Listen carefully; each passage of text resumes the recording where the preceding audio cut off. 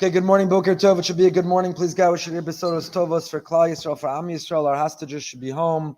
Soldiers return to their family in a sweeping victory over our enemies. Mirza Hashem. I want to thank our generous series sponsors for the year. Parsha series is generously sponsored by Becky and Avi Katz and family in memory of Becky's father, David Grossman, Le'ilu Nishmas, David Ben Menachem Manish, Neshama Shirav and Aliyah. This morning's shir is sponsored by Sarah Margulies in memory of her mother, Miriam Bas Mordechai, whose yahrzeit is today. We're very grateful to her. And in memory of Sam and Ruth Shanker, very grateful to those who sponsored in memory of the Shankers, and by Avi Miller in appreciation of BRS and the Divrei Torah we have here.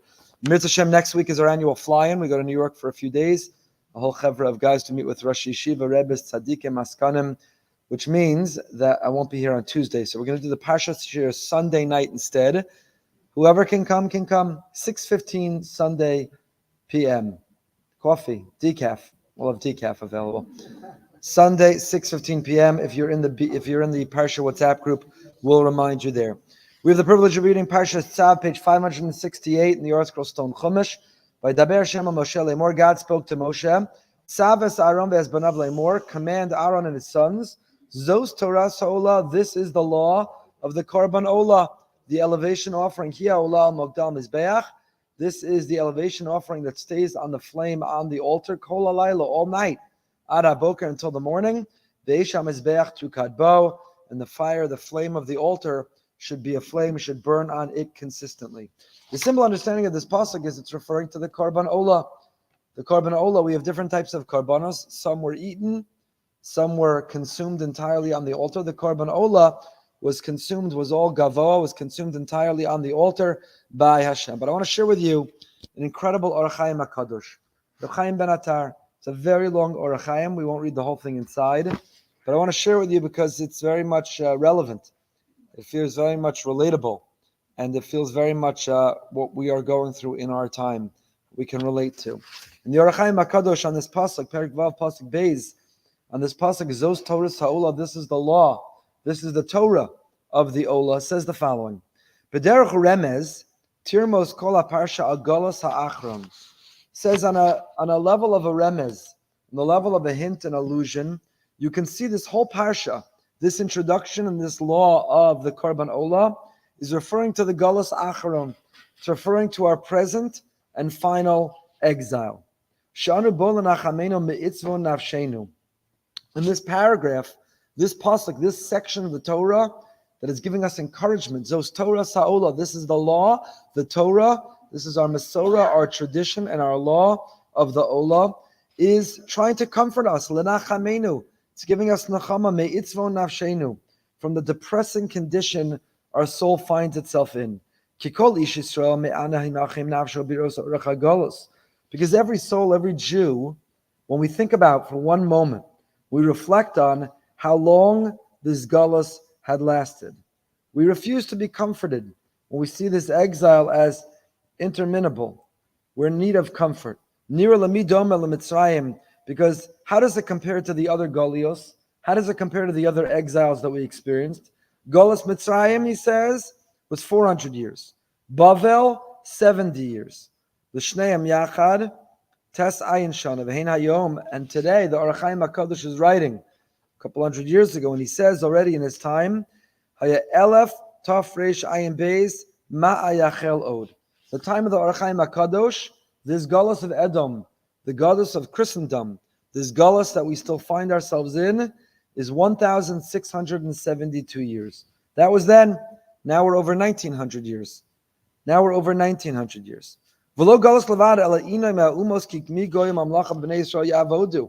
And it's not just the galus, it's not just that we're exiled, dispersed across the world. And of course, in our time, we're living in the modern miracle of the ability to return home, to go back to our land. And all of us should be thinking about, as we wrote about recently, not if, but when we put our destiny and our lot in our homeland. But even there, of course, October 7th is a harsh reminder of the galus that exists even within the land of Israel. How much longer do we have to wait? When a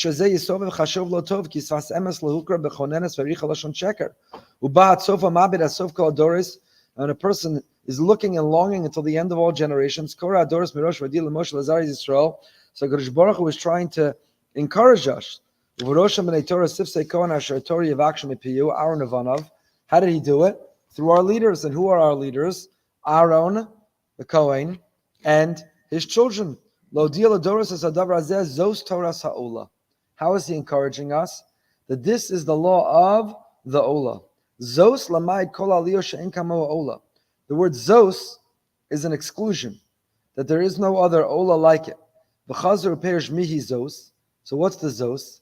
Hi ha'ola kvar dechsev mi Zos Ola min ha'midbar. He references a pasuk from Shir HaShirim. So the word Zos is an exclusion.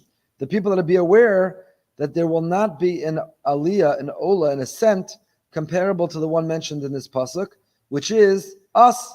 Misos Ola min ha'midbar. Who is it that ascends from the desert? Al mogda ala mizbeach, the ones who were burnt on the site for burning on the altar. Heim beis pratam shanu bahem. Says the HaChaim HaKadosh. This is two specific things. Ha'echad, firstly, shanu b'nei Torah mashe'im b'chol ha'umos. We are knowledgeable in Torah. Zos olas, zos Torah sa'ola. We learn, we study Torah. It categorizes us. It distinguishes us. We are entirely different from the Gentile, from the nations of the world. We're guided by Torah. We have access to Hashem's blueprint, His instruction manual, His diary. We know and we are empowered how to navigate this world. But Beis, it means something else, says the HaChaim. Sh'anu miyusarim b'galus, v'yisurim v'dalus. We have endured many afflictions, both by being in exile and by being indigent, impoverished, poor. Amar al-mokta shenimshel ha-Torah le'esh. What does it mean, al-mokta? Torah is comparable to a fire. And he quotes here the Gemara in Tainus, Daf Daled. U'keneged ha-galus v'anaf al-mizbeach. And corresponding with the galus, the exile we find ourselves in, Torah describes on the altar. Because the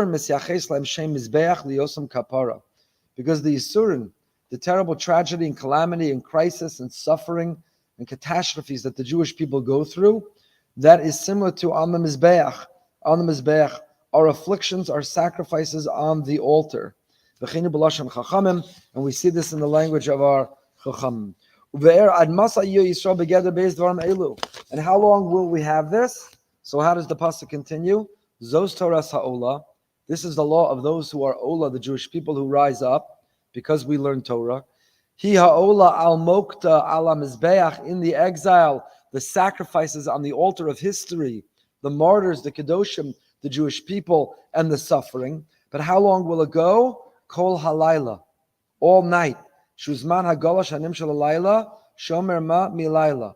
The HaChaim says it goes the whole night, means like the pasuk in Yeshaya, shomer ma milayla, shomer ma milil, watchman, what of the night, watchman, what of the night. It's a reference to the duration of the exile. Al galas ad boker, shuzman she'arik alinu kvodo, bi'asa boker. And it will last until the morning. And then he calculates, when is this? Hazmanu achar avar tov kuf le'elaf hashishi. And he says will take place, the first 500 years of that day are part of the night. Ada boker, we cannot expect the ascent until sometime during the later 500 years of the 6th millennium that we find ourselves in. And here the HaChaim HaKadosh says, basically, he says this exile has been overwhelming, has been unbearably painful. Everyone we face, just when we think that we're starting to see a glimpse of the light, the darkness descends upon us. And October 7th, a slaughter in their beds of men, women, children, of hostages that are taken, of wars and battles that we still fight. We're in the 6th millennium, the last millennium till Mashiach will come. Kol halayla, we're still being offered al mokta al mizbeach. The Jews are still being literally and figuratively burnt at the stake. Those who've seen Be'eri, Nachal Oz, these other cities, you don't have to go to Poland anymore to see Jewish martyrdom and Kedoshim. You see burnt homes. You see the remnants of murdered, burnt people. Al Mokta, Al Mizbeach, the Eish, Kol Halayla, throughout the night of this exile. Ad HaBoker, until we will Sheyiya Aliyah. Uboker Ze'enan Yodein Boker Shalel Faheh, Uboker Shalel Favav. I don't know exactly when it will be. He says it's really going to be in the second half of the 6th millennium. He's writing a couple hundred years ago, but we're living it now. That dawn is about to rise. That Aliyah, Zos Torah Sa'ola, we're going to rise. Shalonigzar Yisrael Galus El Yom Echad, because this Galus is meant to last this amount of time. And he goes on and he describes exactly what's going to be and how Hashem is going to take revenge and avenge us. He says, Ve'esh HaMizbeach tukad bo, the fire of the altar will be kept burning. Torah informs us when the dawn of that morning finally looms, when the dawn of the Geula, when Mashiach will come, when we'll defeat our enemies, the dawn of that morning, Hashem's anger will burn and consume all those who have tortured us, and especially, writes the HaChaim, the Western nations, the Christians and their Inquisition who tortured Spanish Jewry, and the other Western nations, and the United Nations, and those who pass resolutions, and those who abstain from resolutions. The fire of the altar, Eish HaMidbeach tukad bo, that fire that consumed us through Kol HaLayla, throughout the darkness and the night of the exile, Eish HaMizbeach tukad bo, that fire will turn, it will consume and it will destroy Hamas and Hezbollah and Iran. It will consume and it will destroy our enemies and those who distort justice and those who don't stand with the victim and those who turn on Israel and the Jewish people and those who don't have pity on us. Hashem will turn and will punish them. The mystical dimension is included in Tukad, which is related to Aked Ayin Kovdala, like Aked Nas Yitzchak, and the HaChaim. It's a long, long comment of the HaChaim. It's meant to give us some sense of a hope and an optimism and a faith in a brighter future. And the HaChaim is writing a long time ago, but the HaChaim is writing to all of us. He's writing to this Gullus that we feel we're in. We had a 75-year reprieve from this Gullus because the nations of the world had a certain level of pity after the Holocaust.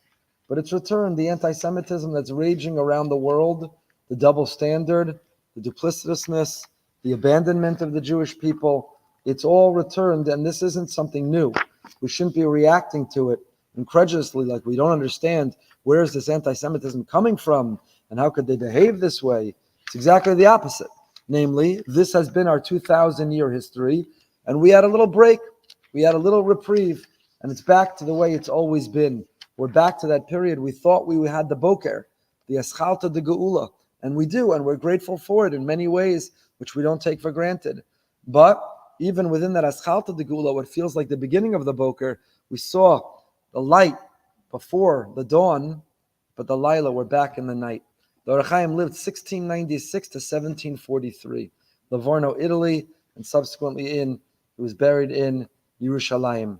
1696 to 1743, he's writing this, and here we are in now 2024 in Tafshin Pei Daled, and it feels like we're deep back in the darkness of the Laila, of the Kol HaLayla, but we need to know that Zos Toras Ha'olah, that we will rise.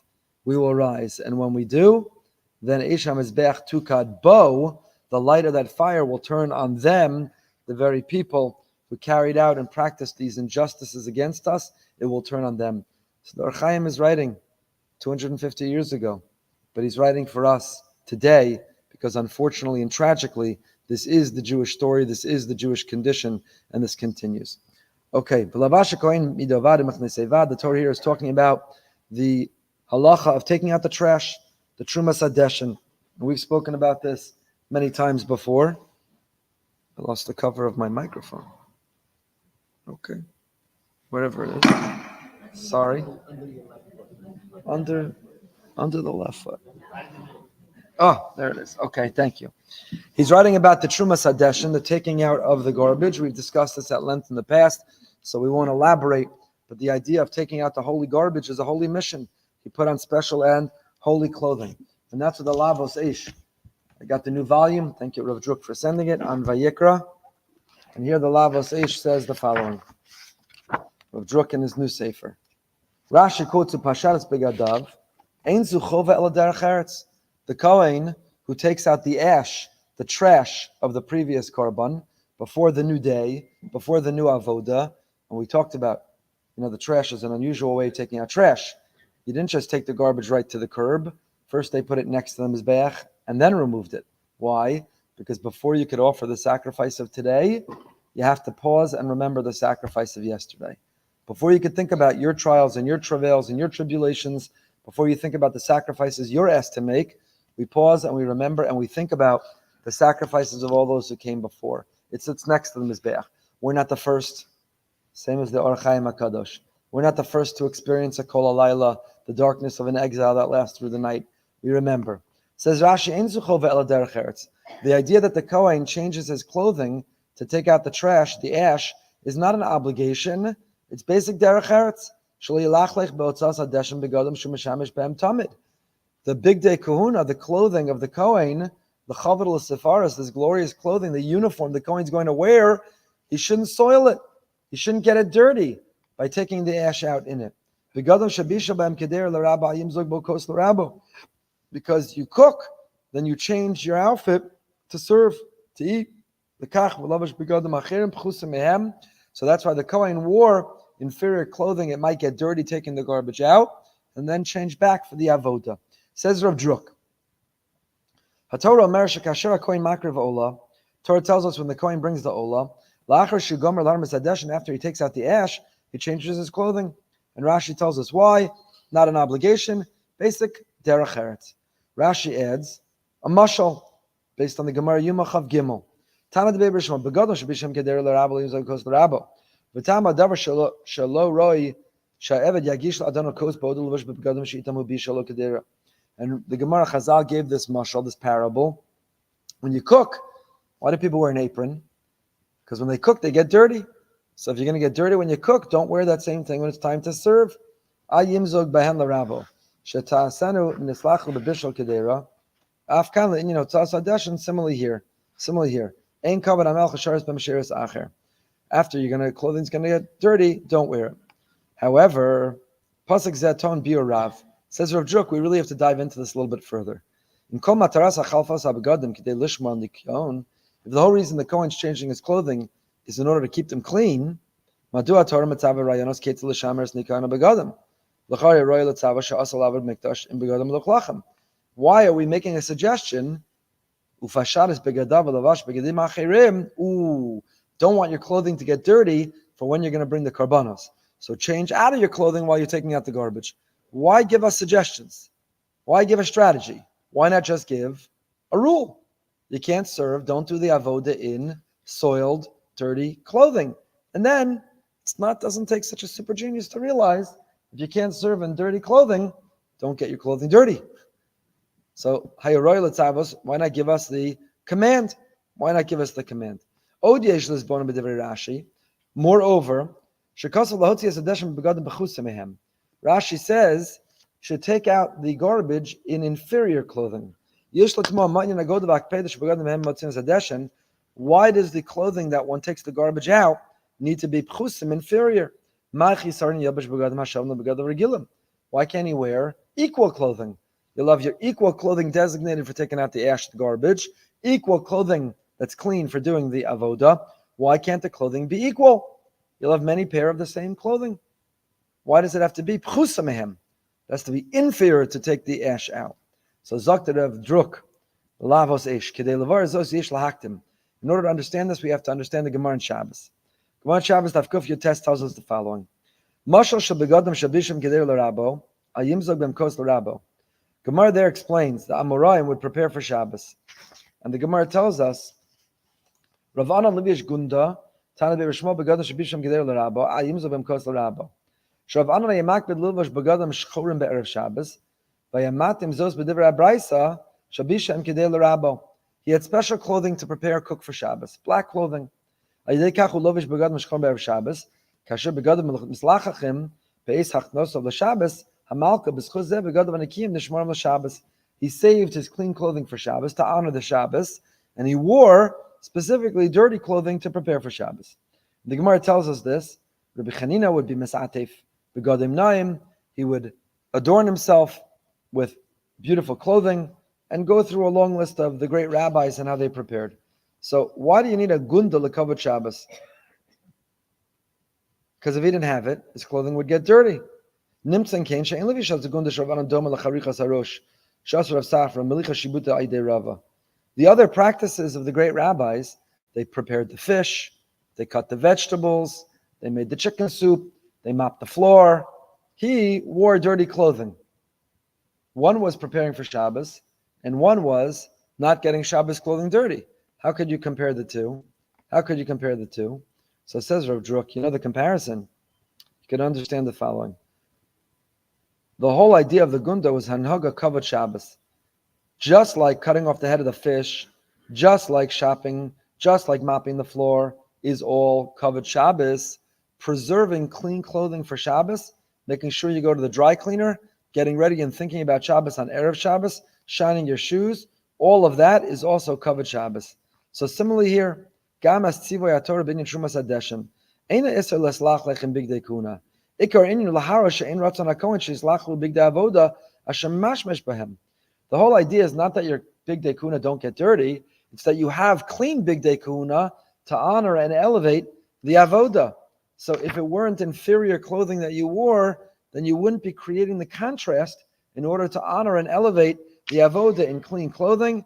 And that is why Rav Druck says there is this notion of wearing this other clothing, because part of the kiyum, l'chavod l'sefaris, part of the fulfillment of honoring by wearing the clean garment was to not only not get it dirty, but preserve clean in order to do the avoda. There's an Erev Turn Friday into Erev Shabbos message here, which is it's not just a strategy. On Erev Shabbos, the person's already thinking about, are my shoes polished? Has anyone gone to the dry cleaner? Do I have clean clothing?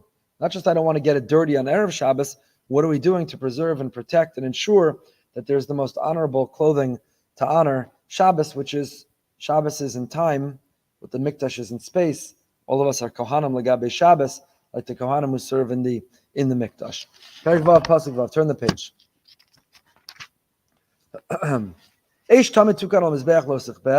Here in this context, we're told that the flame that burned on the Mizbeach, lo sichbeh, could never go out. It burned all the time. Rashi says, if a person extinguishes the flame in the Mizbeach, they violate two prohibitions. You can't ever put out the flame on the Mizbeach.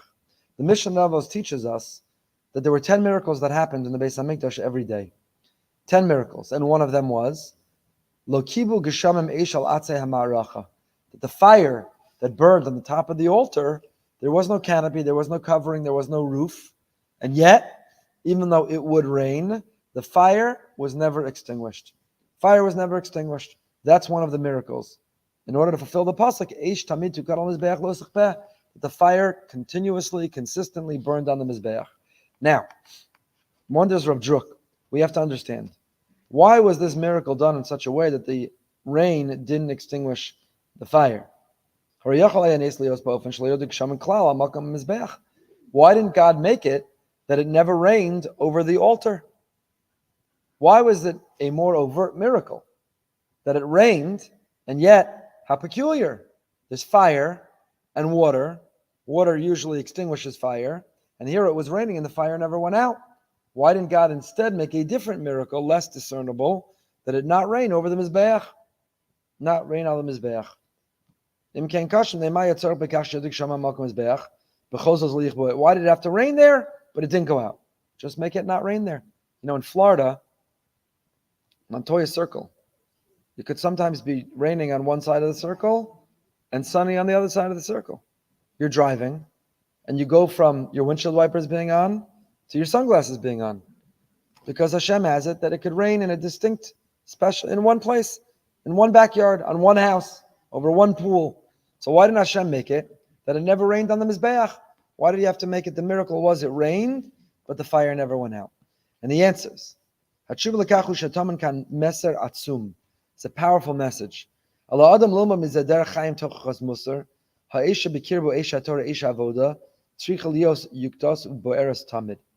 Person has to learn from here that the fire in us, the fire of our passion, of our enthusiasm, of our energy, the fire of our heart, the fire of our soul, the fire of our avoda, the fire of our Yiddishkeit, it could be raining on our fire, but we can't ever let it go out. Because the notion that our fire will never be rained on, it's rained on all the time. All the time. We meet the cynic, the sarcastic person. We spoke about last Shabbos, Amalek, Safek, who tries to insert doubt and uncertainty. Asher korcha baderech lashon kor, they try to extinguish our fire.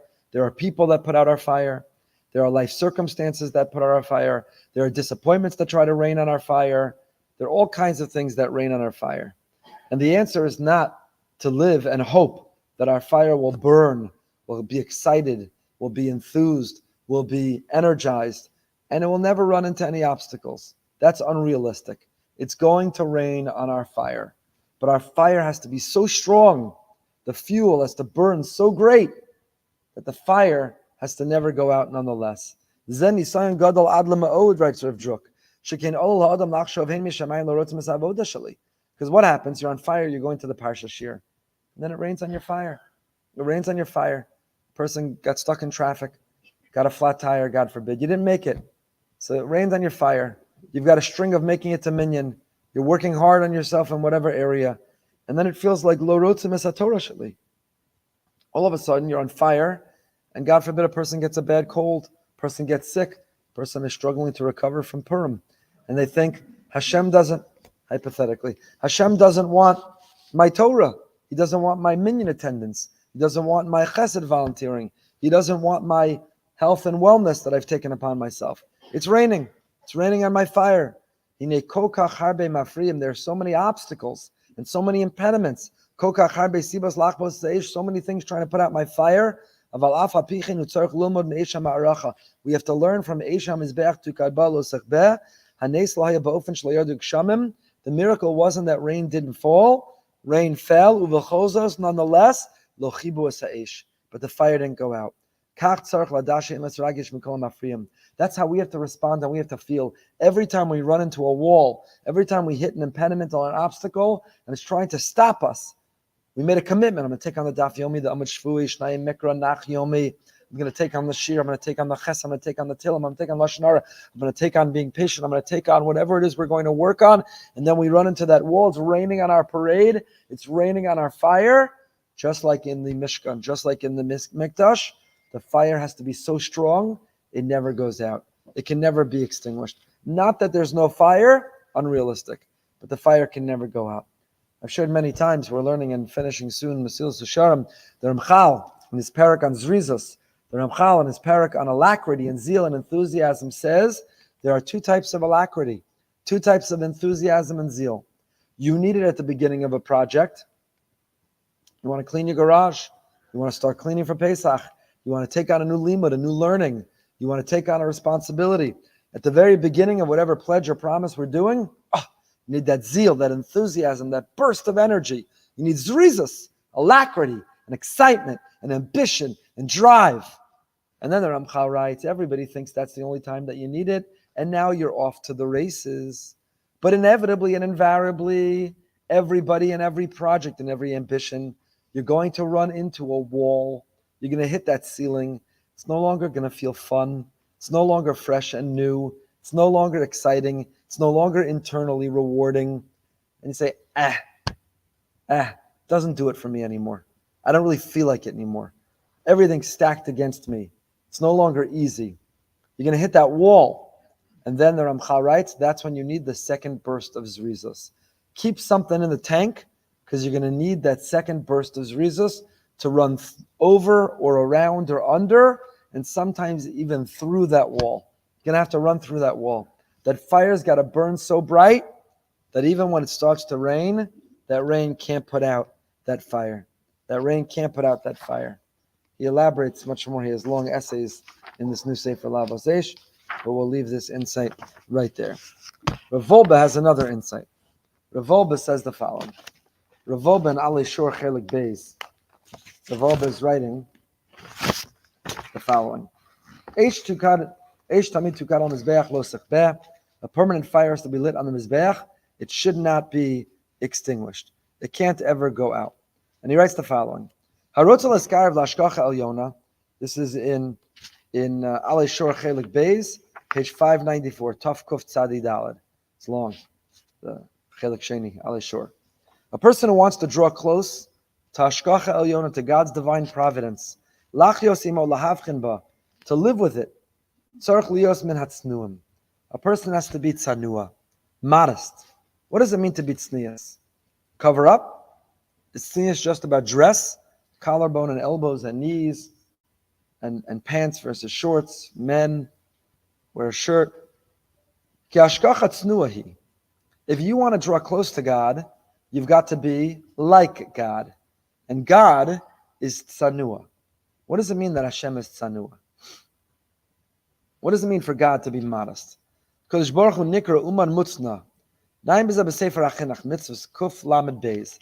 So Rav Wolbe points us, the Mashgiach points us to the Sefer HaChinuch.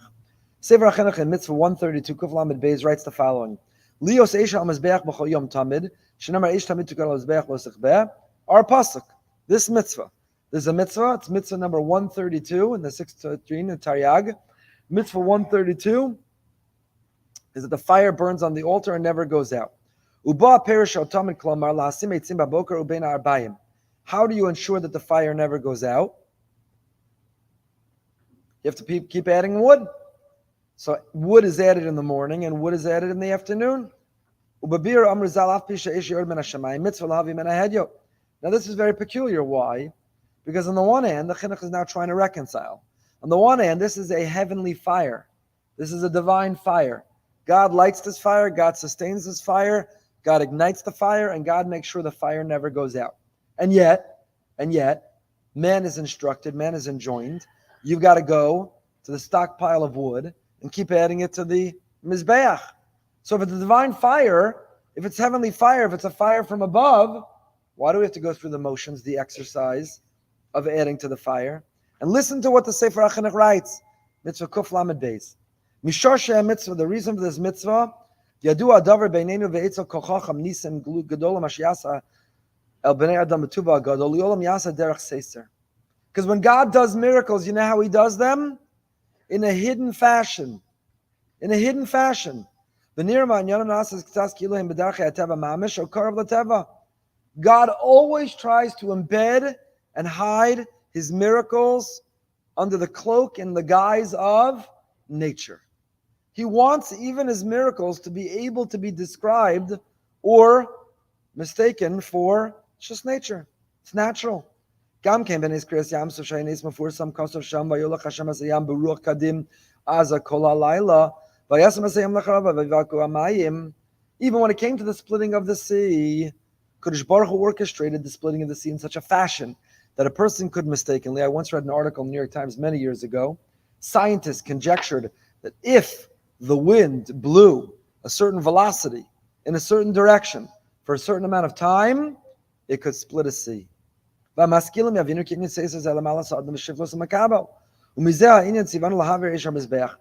Hashem, everything, even the 10 plagues, even the splitting of the sea, even the miracles that we believe in are explainable. It would take a leap. It's unlikely, but they are explainable in nature. Hashem embedded, He hid His miracles in nature. Why? Similarly, He said, the fire, nothing to do with you. It's a divine fire. It's a heavenly fire. It comes from above. But you know what? You add the wood nonetheless. Why? So someone watching will think, where's this fire from? They keep adding wood. It has nothing to do with your wood. It's from Hashem. It's from the heavens. It's from above. So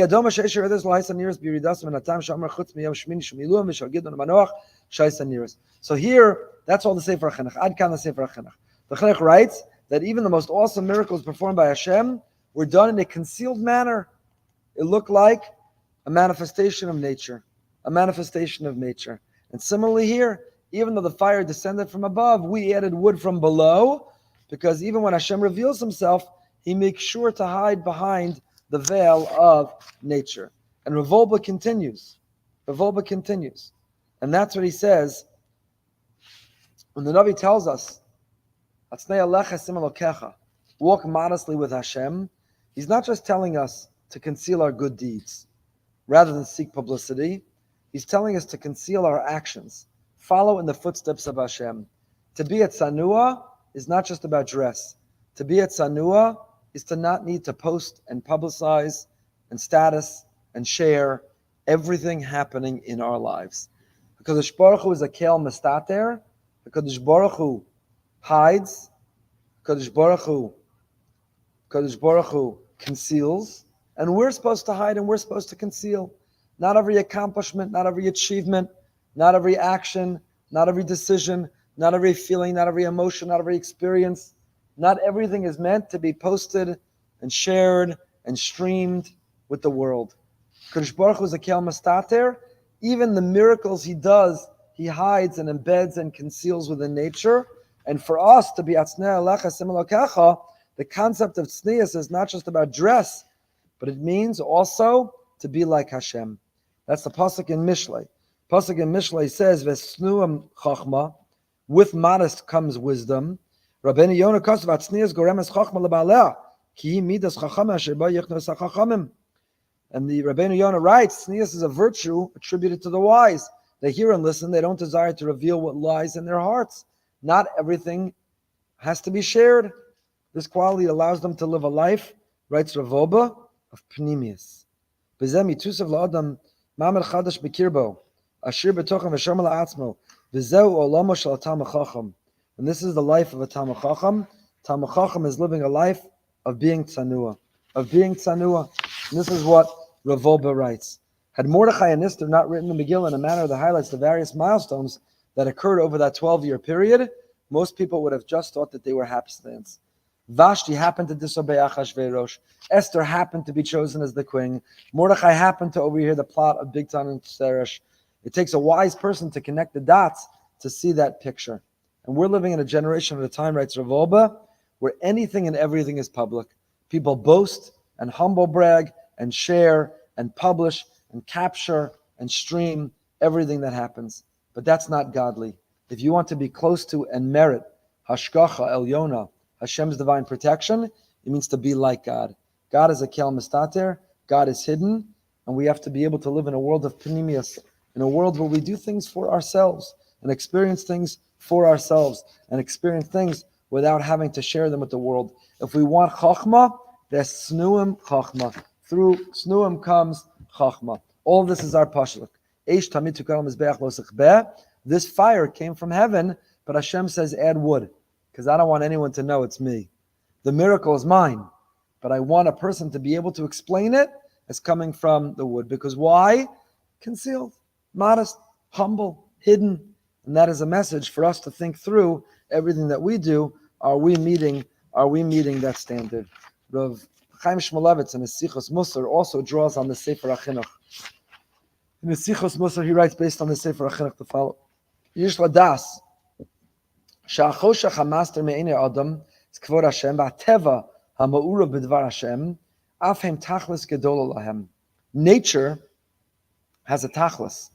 Nature, the natural world, the natural order, that which hides Hashem from us, has a purpose, has a mission. Matzin b'sefer HaChinuch, kuf lamed beis, kuf lamed gimel, shorish mitzvahs eish tamet tukam mizbeach lo sechbeh, kidei lahastir hanes. Sefer HaChinuch told us that the whole reason that we add wood to the altar to create the fire is to hide and conceal the miracle, to not have it be obvious that it comes from above, that it comes from Hashem. Writes from Chaim Shmuelevitz, the reason for this is as we explained.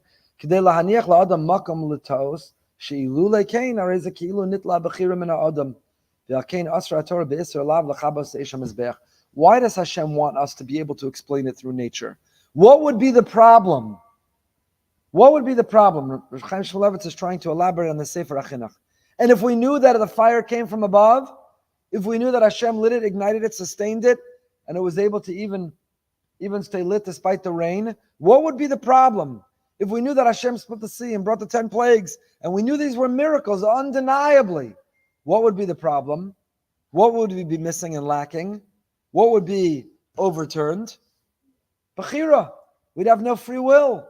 Why would we have no free will? Because free will is predicated on the possibility that there's no God. If I really have no choice, then I'm not choosing. If there's only one alternative, there's no alternative. So what is Bechira? Free will comes from my capacity to deny. I only have free will when there's a possibility it's not really Him. But if it's undeniable, if it's revealed, if it's explicit, I have no free will. Now, why is free will so important? Without free will, there's no purpose to life. Hashem didn't create a world of robots who are pre-programmed to do everything He says. We sometimes think, wouldn't it be great to have a spouse or children who are robots? Wouldn't it be amazing? Every Sunday, I could just type in the plans for the week. homework, make dinner, go to bed on time, say what I want to hear, don't say what I don't want to hear. Wouldn't that be amazing? And the answer is, it would be miserable. In some ways, it would be amazing, but in many ways, it would be miserable. Because what gives relationships meaning and value and purpose? What creates love and loyalty and romance? What creates it is the fact that the other party didn't have to put me first, didn't have to care about my needs, didn't have to compromise or sacrifice. And they do. And that's what generates this bond, this connection, this love. That's what makes the relationship, is the free will, that each party could lean in or lean out, opt in or opt out. And when they lean in, that creates a sense of love. And the same is true with Hashem. Same is true with Hashem. Had these miracles been revealed, undeniable, then would it mean anything to have a relationship with Him? Be obvious. You'd be too afraid not to, too eager for the reward, so you'd run to. What makes life meaningful is free will. And what protects and preserves our free will? That you can't see Him or hear Him or speak to Him. That one can mistakenly think everything is nature and deny that He's here. You know, if you're driving on the highway and there's a policeman in front of you, do you have free will to speed past him and around him or not?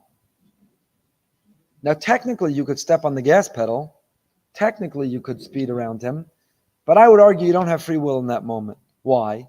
Because when you see him in front of you and you know what will happen, the result will be if you go around him, your free will for that time is suspended. And had we seen God explicitly, undeniably, our free will would be suspended. We wouldn't have it. True, physically we could choose, but we wouldn't really have equal opportunities, alternatives presenting themselves. So it says, HaChaim Shmuelevitz, Sichos Musar, Eish tamid tugan al mizbech lo sichbeh. The fire is from above, but Hashem says, add the wood. Why? So you won't see the miracle. Why is it important that the miracle is not obvious and undeniable? Why is that important? Because only then do we have free will. And why is free will important? Because only then are we in a relationship. Only then does our life have meaning. Avraham is bonin v'shameis kol Hashem. B'terem yavo hayom shalav nemer is nari me'afar kum mishvi Yerushalayim. Then it's meaningful to lean in and say, I believe it's a miracle. So why is that guy adding the wood? He's adding the wood, but he doesn't need the wood. Wood or no wood, the fire comes from above, it's from Hashem. Then it's meaningful when we opt in, even though we didn't have to, even when we could have opted out. Perek Vav Pasuk Tes. Moving on to the Korban Mincha. We began with the Zos Torah Sa'ola. Our HaChaim HaKadosh told us, Kol Alayla, even in the darkness of this galus of this night, we're going to be the Ola, we're going to rise when it will be Boker and Eish Tamid, and then that fire will turn on our enemies. And now we move over to the Korban Mincha. The Torah tells us here, Pasuk Tes, V'anoseres memena yichlu Aaron avanav matzos te'achel b'makom kadosh v'chatzar o moed yochluha. Aaron and his sons will eat what is left of it. It should be eaten unleavened in a holy place, in the chatzar, in the courtyard of the tent of the meeting. That's where they eat it. Halekach v'alibuv, the great Ravav from Schorr, Tavshin Ayin Aleph. He has many volumes of Halekach v'alibuv. His Torahs are from another world. Unbelievable. I got beautiful videos of his Purim and Shushan Purim, 20 hours straight. He was teaching Torah, living Torah, learning Torah, singing and dancing. Unbelievable. He writes, Halekach v'alibuv Parsha Tzav, Shlita. Isa beginning of the Gemara Pesachim tells us, Shloshim Yom Kodem HaChag Sholem V'Doshim Hilchos Chag. 30 days before a holiday, we already begin to learn about, ask, inquire about that holiday. Hashloshim Yom Yuchadin Lios Dorish Mevakesh, Ulachin Lios Kli Roi Lekabel Oros HaChag Habalek Rasenu. It takes 30 days to transform ourselves to be that vessel that could receive the light of that holiday. You cannot trip and stumble into Pesach. You can't. Now, you'll say, of course you can't. It takes a man to say that, because you got to clean, you got to come up with your shopping list, and your recipes, and your menus, and your invite, and your guests, and your... Forget that. I'm assuming you're going away, being taken away. You're not cooking, you're going to your child's hosting Pesach and cooking, cleaning. So you'll still say, but I have to pack. And depending if you have kids in Shidduchim, how many outfits per day you need to wear. I'm not talking about any of that. Forget all of that. All of that. It means spiritually, the pnimius, the depth of the issue. If we're not beginning to inquire and learn and study and analyze and prepare we won't be a vessel to receive that light. It takes 30 days. It says in our Parsha, so where do you get this from? So listen to this insight. Listen to this teaching of Rav Schorr Shlita. Matzos te'acha b'makam kadosh. The matzah of the korban mincha was eaten in a holy place. B'chatzar ol moed yuchlua. In the courtyard of the ol moed, it's eaten. Heilige Tefer Shlomo. Who's the Tefer Shlomo? Shlomo of Radomsk. The Heilige Tefer Shlomo is Chus Yagen Aleinu, right? Shabbat L'Ramez Sheyachin Es Atzmo Kodem Pesach L'Kadosh U'L'Taher Es Atzmo. Here is an allusion to before Pesach. Here it's talking about the korban mincha. In the context of the korban mincha, where do you eat the matzah that comes with the korban mincha? In the chatzar of the Ol Moed. But it's really teaching us how to prepare for Pesach. Lios kli muksher sheyevel l'socha hamatzah l'soch makom kadosh. You have to turn yourself into a courtyard of the Ol Moed, a holy place where the matzah can be eaten. Va'az b'chatzar Ol Moed yochlu shemakom ha'achila niskadesh b'kedusha yisera. The place where the matzah is eaten has to be elevated with a high level of sanctity. K'mo kedusha Eretz Yisrael u'makom ha'mikdash she'eh makom shu'ata pokem mochatzar Ol Moed. Where is the chatzar? Where is the courtyard of the holy place that is our heart? The mouth. Just like the matzah is eaten in the chatzar, the courtyard of the Ol Moed, so the matzah on Pesach will be eaten in the mouth, the chatzar of the holy Ol Moed, that is the mikdash of our heart. Shu makam she'ochal hamatzah she'epeh naki she'ayid hazeh yapeh makam kadosh. The idea that the mouth is a holy place, a holy space. The mouth is a holy vessel. The HaChaim HaKadosh says, quotes from Rabbeinu Yonah, the HaChaim HaKadosh quotes Rabbeinu Yonah that a person's mouth has the status of a vessel of the Mishkan. It's like a vessel of the Mishkan. When we use our lips and our mouth to utter Torah and Tefillah, when you put inside the vessel something holy, it makes the vessel holy. When we put into our lips Tefillah, Tehillim, Torah, we transform, we elevate our mouth to be a Kli Sharis, a holy vessel. For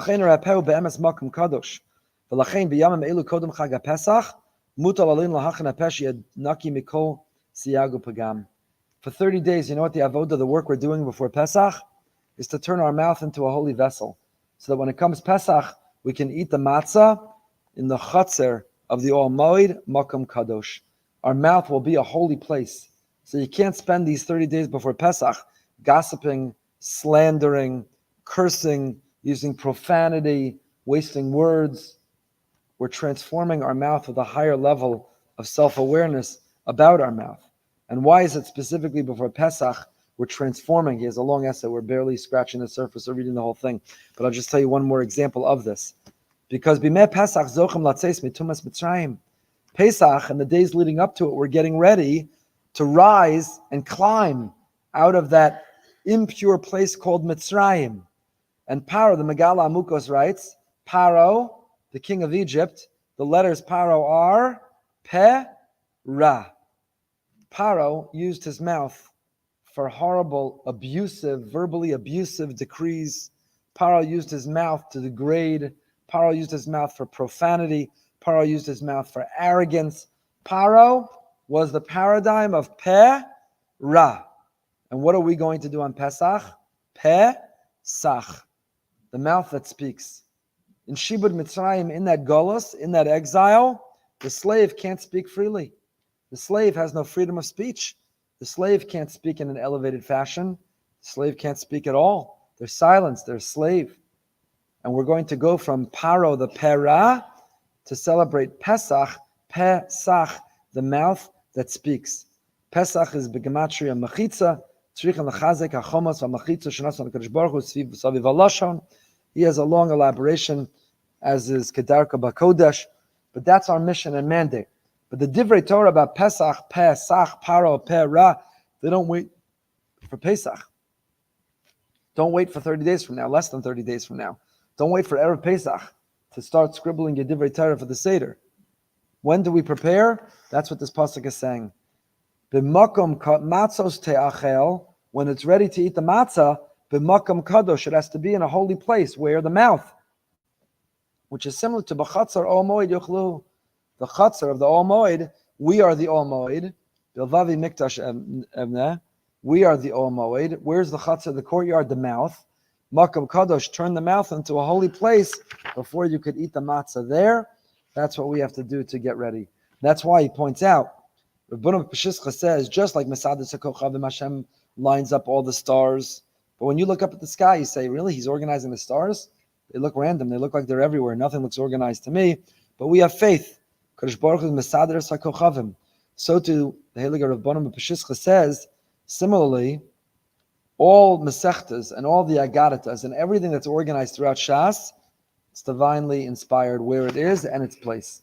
So now, what's the first first sugya of Psachim? Kedushas halashon, lashon naki, or la'abasar. The first mission of Psachim, or la'abasar. When bedikas chametz happens, why does it say or la'abasar? Why didn't we put it differently? Why didn't we phrase it differently? Why didn't we say it differently? And what's the Gemara's conclusion? Because lashon naki, we're preserving a proper way of speaking. Because what's the way to prepare for Pesach? The peh, to go from the pera to the Pesach. So that's why the first sugya of Maseches Psachim is all about lashon naki, and that's why matzos te'achal b'makom kadosh. Before you can eat the matzah, it's got to be in a holy place. And what's the holy place? Is the peh, is the mouth. You don't look as excited about this as I am, but it's such a beautiful, it's a deep, deep, beautiful idea, and it gives us homework. It tells us what we're supposed to be working on over this time. Zos Torah Sa'ola, Zos Torah Sachatas rather. We went from the Korban Ola to the Korban Mincha, and then move on to the Korban Chatas. The Korban Chatas. Perek Vav Pasuk Yud Zayin. But the Be'er Moshe Lemor, the Banav Lemor, Zos Torah Sachatas. But Makom Asher Tishachir Ola, Tishachir Chatas, where the Ola is offered, that's where you offer the Chatas. The Fnei Hashem Kodesh Kadoshim. It says Rashi, My Dichsev Zos Torah Sachatas. Why does it say this is the Torah, these are the laws of the Chatas? Lo Malacha to teach us. Kala Osek B'Torah's Chatas. If you occupy yourself with the laws of the Chatas, it's as if you brought the Chatas. Today we don't have a Beis HaMikdash. Today we don't have a Mizbeach. So how do we achieve the atonement, the repair, the damage that led to having to bring a Korban? So that's what the Gemara Menachos Daf Kuf Yud is teaching, that today, Kol Ha'osek B'Torah's Chatas, if we dive in and we learn and we study, it's as if we offered the Korban Chatas. Why is this Chiddush taught here on the Korban Chatas and not elsewhere? Zos Torah Sa'ola, L'mincha L'chatas L'Hashem, Shekol Osek B'Torah in Tzorach L'Ola L'chatas L'mincha L'Hashem. Why here? It's a bigger Chiddush here. Why? Be'emes Adinu Korban Ola El HaChiddush B'Chatas Yigadol Yoser. Ki B'Chatas Har Adinu She'akonim Ochlem B'Baylam Eschaprim. When it comes to the Chatas, the Kohanim eat the sacrifice, and the owner, the one who offered the sacrifice, receives the atonement. It seems that the atonement depends on, is conditional on the Kohanim who eat, not just the offering. So maybe it shouldn't work to learn the Torah Sachatas. It's missing, it's absent, the Kohanim eating. I would think it doesn't work, but it does work even here nonetheless. But he goes even further of Druck, and he says the following in his Lav Hosesh. This is not only true with Karbanos, it's true for Kol HaTorah Kula, and all Torah mitzvahs, that any mitzvah that you learn about, it's as if you performed it. The Ruach Chaim, Rav Chaim Volozhin writes this on the Mishnah in Pirkei Avos. Kol ha'osek b'Torah l'shma zochel l'dvarim harbe. Whoever learns Torah l'shma, whoever learns Torah for the right reasons to draw close to Hashem, merits many things. And the whole world is worthy just for him. So Matzah zochel l'dvarim harbe. What does it mean? He merits many things. So Rav Chaim Volozhin says he's zochel l'chol taryag mitzvos. You can't fulfill all taryag mitzvos. No one person can fulfill all 613. Why not? Because you're not a Kohen, a Levi, Israel, in Israel, out of Israel, a man, a woman, a chalitza, a get. You can't fulfill all the mitzvos. So how, you're not a Kohen Gadol, you're not a Melech HaMashiach. You can't fulfill all the mitzvos. How can you fulfill all the mitzvos? The Zochel Advarim Harbe, what you're Zocha to is, if you learn all of Taryag, it's as if you fulfilled all of Taryag. This is what Yaakov told Lavan Arami. When he went and he says, "I'm Lavan Garti v'Taryag Mitzvah Shamarti," How could Yaakov so boldly and brazenly say, I observed all of Taryag mitzvos? How could he? And the answer is, by learning and studying and caring about all of Taryag, it's as if he fulfilled them. It's as if he fulfilled them. You see this, the Shari Tshuva, HaChaim, Simon Shin, quotes from the Shlach Kadosh, Malava Malka on Motzei Shabbos. What are we talking about? Where are we going with this? So he writes, Misheni Yachol Le'echol, a person who on Motzei Shabbos is so full, ate too much over Shabbos, no room left, can't eat Malava Malka, L'chol HaPachos Yatriach L'hachin Sudazu L'acherim, should minimally prepare Malava Malka for someone else, V'gam Yilma Dinim Ma'amar Masharechem L'Sudazu, and minimally, at least learn about Malava Malka. You're so full you can't eat Malava Malka, learn about Malava Malka. Where did Shlach Kadosh get this from? You got it from here. Zos Torah Sachatas. Anytime there's a mitzvah that you want to do but can't do, learn about it, and it's as if you did it. It's as if you did it, just like over here. Okay. Rav Soloveitchik. We got to sneak in some Rav Soloveitchik. Soloveitchik says the following. We'll end with two Rav Soloveitchiks.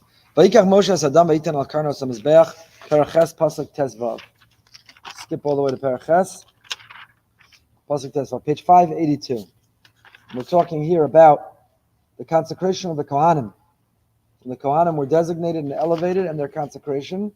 And with the taught, Vayishcha vayikach Moshe as Adam, Moshe, the shechting took place, Moshe took the blood, he put it on the corners of the mizbeach, and so on.